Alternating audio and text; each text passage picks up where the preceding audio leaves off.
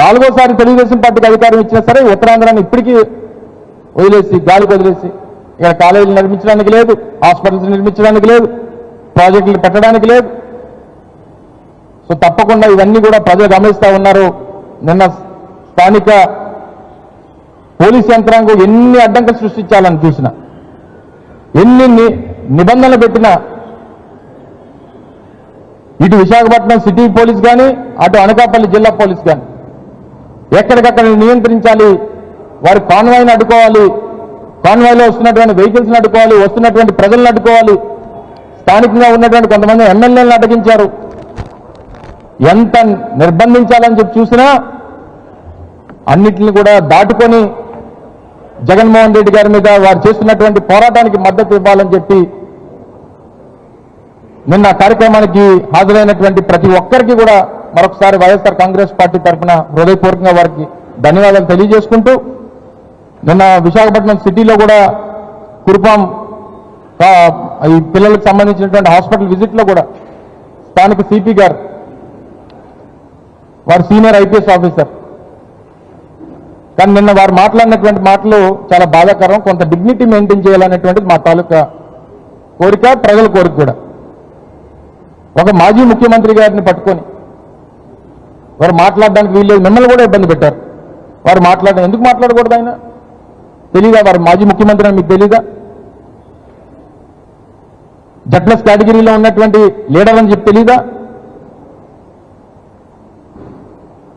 ఒకవేళ ఆ ప్రోటోకాల్ లేదు, ఈ ప్రోటోకాల్ లేదు అని మాట్లాడుతున్నటువంటి వారు మరి ఎందుకు నిన్న 2-3 వేల మంది పోలీసులు పెట్టారు నేను ఉమ్మడి విశాఖపట్నం జిల్లాలో? సో ఒక ఎమ్మెల్యే అని చెప్పి మీరు సంబోధించారే, మరి ఒక ఎమ్మెల్యే వస్తే 3,000 మంది పోలీసులు ఎందుకు పెట్టారు ఉమ్మడి విశాఖపట్నం జిల్లాలో?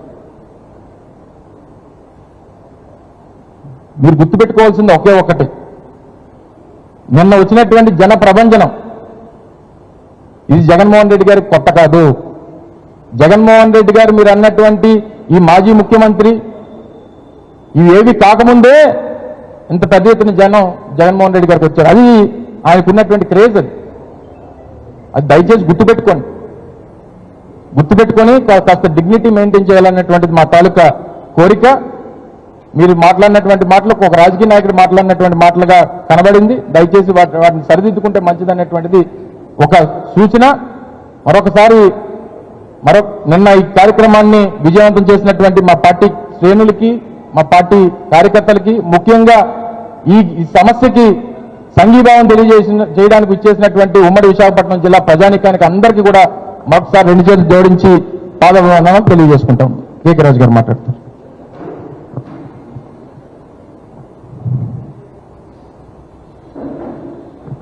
మీడియా మిత్రులందరికీ నమస్కారం. నిన్న మాజీ ముఖ్యమంత్రి వర్యులు వైఎస్ఆర్ కాంగ్రెస్ పార్టీ జాతీయ అధ్యక్షులు శ్రీ వైఎస్ జగన్మోహన్ రెడ్డి గారు నర్సీపట్నం సందర్శనకు వచ్చిన విషయం మనందరికీ కూడా తెలిసిందే. ముఖ్యంగా ఈ పర్యటనకి సంబంధించి ఆంధ్రప్రదేశ్ రాష్ట్రంలో వైఎస్ఆర్ కాంగ్రెస్ పార్టీ ప్రభుత్వం అధికారంలో ఉన్నప్పుడు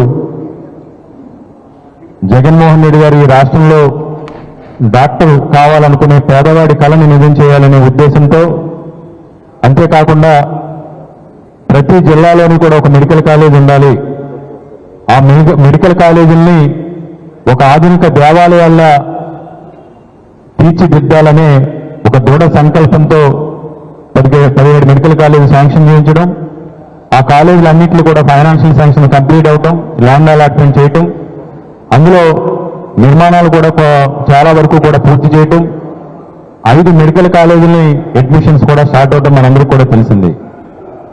ఈ కూటమి ప్రభుత్వం అధికారంలోకి వచ్చిన తర్వాత కేవలం రాజకీయ దురుద్దేశంతో జగన్మోహన్ రెడ్డి గారు మార్పు కనపడకూడదని, రెండోది ఈ మెడికల్ కాలేజీల్ని చంద్రబాబు నాయుడు అనుకున్న కొంతమంది దర్యాదారులకి కట్టబెట్టాలనే ఉద్దేశంతో ప్రైవేటీకరణ చేయాలనే నిర్ణయాన్ని కూటమి ప్రభుత్వం తీసుకోవడం, కూటమి ప్రభుత్వం తీసుకున్న నిర్ణయాన్ని వైఎస్ఆర్ కాంగ్రెస్ పార్టీ కానీ, గౌరవప్రదమైన ప్రతిపక్ష పార్టీగా మాజీ ముఖ్యమంత్రి జగన్మోహన్ రెడ్డి గారు కానీ, అదేవిధంగా ఈ రాష్ట్రంలో ఉన్న ప్రజలందరూ కూడా, సామాన్య ప్రజల దగ్గర నుంచి మేధావుల వరకు కూడా చంద్రబాబు నాయుడు గారు తీసుకున్న మెడికల్ కాలేజీ ప్రైవేటీకరణ నిర్ణయం తప్పుడు నిర్ణయం. ఇది మంచి నిర్ణయం కాదు. ఈ నిర్ణయాన్ని మేమందరం కూడా వ్యతిరేకిస్తున్నామని రాష్ట్రంలో ఉన్న ప్రజలందరూ కూడా ముక్త కంఠంతో గత నెల రోజులుగా వారికి ఉన్న అవకాశాల మేరకు దీన్ని వ్యతిరేకిస్తూ ఏ విధంగా ఉద్యమాలు చేస్తున్నారో మనం చూసాం.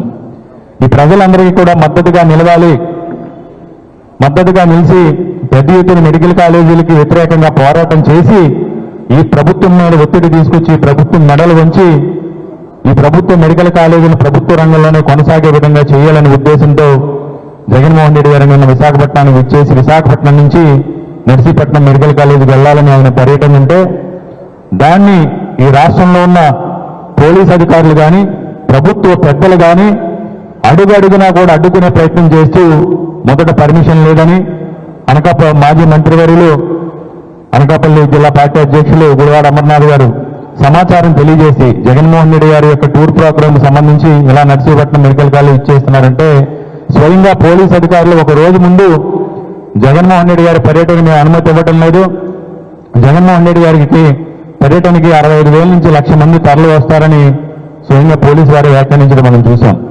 మళ్ళీ వాళ్ళు ఏమనుకున్నారో తెలియదు, ప్రెస్ మీట్ పెట్టి మీరు పర్మిషన్ ఇచ్చినా ఇవ్వకపోయినా మీరు రక్షణ కల్పించినా కల్పించకపోయినా జగన్మోహన్ రెడ్డి గారు వచ్చి తీరుతారు, జగన్మోహన్ రెడ్డి గారి పర్యటన సాగుతుంది, రోడ్డు మార్గంలో నర్సీపట్నం చేరుకుంటారు, మీరు రక్షణ కల్పించకపోతే ప్రజలు వైఎస్ఆర్ కాంగ్రెస్ పార్టీ అభిమానులు జగన్మోహన్ రెడ్డి గారి అభిమానులు ఆయనకి భద్రతగా నిలిచి రక్షణ వలయంగా నిలిచి నర్సీపట్నం కాలేజీ వరకు కూడా తీసుకెళ్తామని ఆ రోజు ప్రెస్ మీట్ లో చెప్పిన తర్వాత రాత్రి 10:30కి ఆల్టర్నేటివ్ రూట్ ఇచ్చి జగన్మోహన్ రెడ్డి గారికి పోలీసులు ఏర్పాటు చేయడం జరిగింది.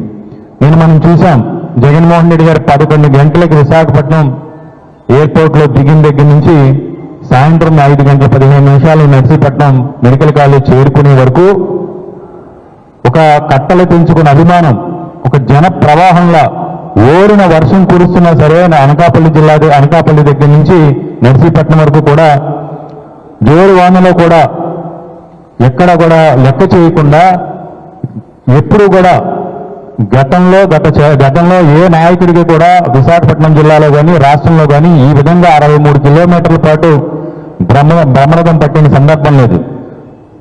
ఆ జన ప్రవాహంతో జగన్మోహన్ రెడ్డి గారికి నేను సంఘీభావం తెలపడం జరిగింది.